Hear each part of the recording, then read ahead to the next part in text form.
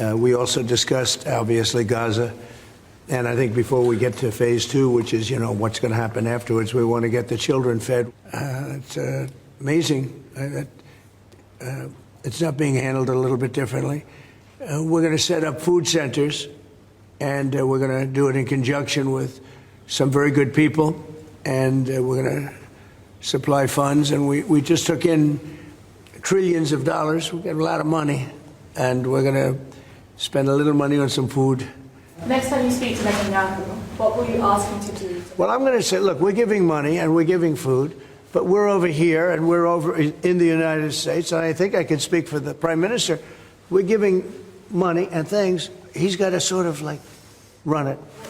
Well, I want them to make sure they get the food. I want to make sure they get the food, every ounce of food. I think you want the same absolutely. thing. It's an absolute focus. Because that food isn't being delivered.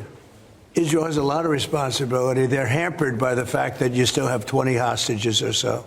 I would say, look, we need to get the hostages out. They've been held for a very, very long time, and we must always start from there.